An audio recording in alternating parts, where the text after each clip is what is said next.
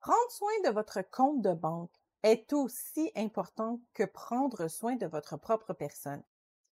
Vous voulez donner le meilleur de vous-même à votre futur partenaire, n'est-ce pas? Eh bien, cela inclut aussi votre compte de banque.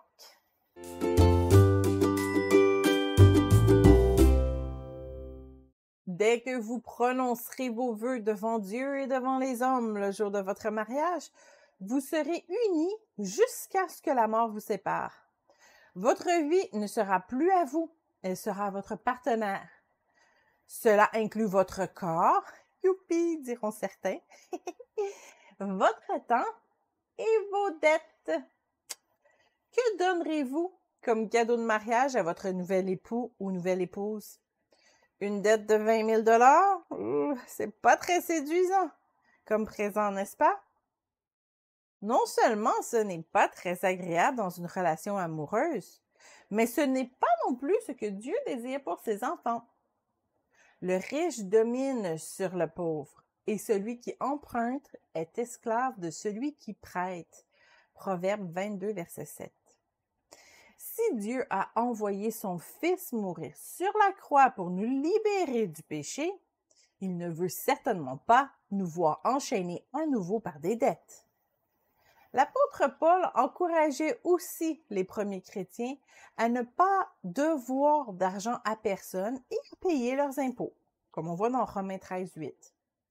Avant de vous marier, de grâce, libérez-vous le plus possible de vos dettes. Pour éviter de contracter de nouvelles dettes, retenez-vous de dépenser au-delà de vos revenus.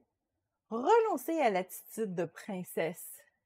Dieu ne veut pas que vous soyez pauvres et misérables, mais il ne veut pas que vous viviez au-dessus de vos moyens non plus. Dieu veut multiplier vos finances pour que vous puissiez donner davantage, pas pour votre gloire personnelle. Et Dieu peut vous combler de toutes sortes de grâces afin que, possédant toujours en toutes choses de quoi satisfaire à tous vos besoins, vous ayez encore en abondance pour toute bonne œuvre. 2 Corinthiens 9, 8.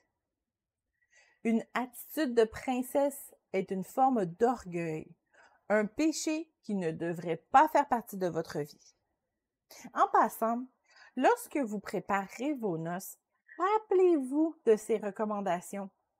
Restez sage même durant la préparation de cette journée-là. Vous avez peut-être attendu très longtemps pour cette grande cérémonie et vous voulez peut-être qu'elle soit spectaculaire. Mais surveillez bien vos finances. Assurez-vous de ne pas entrer dans votre mariage avec des dettes. Investissez donc dans votre mariage et non dans vos noces. Si vous n'avez pas en main l'argent pour vous payer une robe à 5 000 $ ou une réception somptueuse à 50 000 $, n'empruntez pas pour ça. Soyez plus modeste lors de votre grand jour et vous aurez un mariage qui commence du bon pied. Pour éviter de dépenser au-delà de vos revenus, faites-vous un budget. Il n'y a pas besoin d'être compliqué. Vos revenus mensuels dans une colonne, toutes vos dépenses dans une deuxième colonne et une simple soustraction pour voir ce qu'il vous reste. Luc 16, le début du verset 10 dit que celui qui est fidèle dans les moindres choses l'est aussi dans les grandes.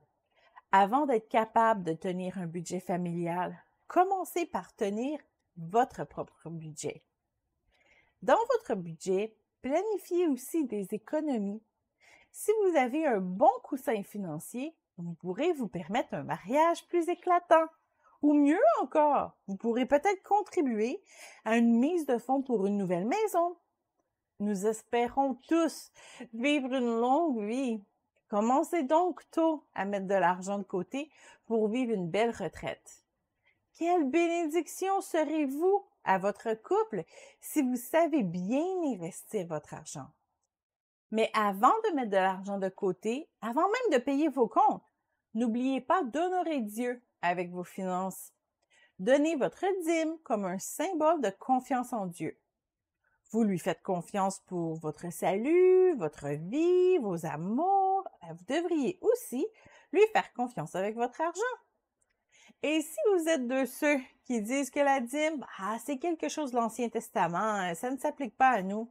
D'accord, alors suivez les premiers chrétiens du Nouveau Testament et donnez davantage que 10% de vos revenus. Vous savez, ces derniers avaient décidé de vendre toutes leurs possessions et en donner tous les revenus à la croissance du royaume de Dieu.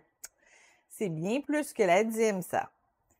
Faites confiance à Dieu pour vos finances. Investissez en priorité dans son royaume tout en supportant votre Église locale.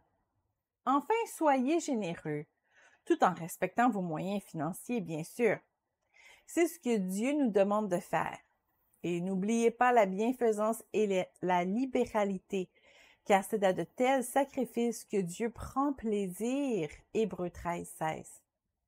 De plus, une personne généreuse est toujours plus invitante et attirante qu'une personne avare.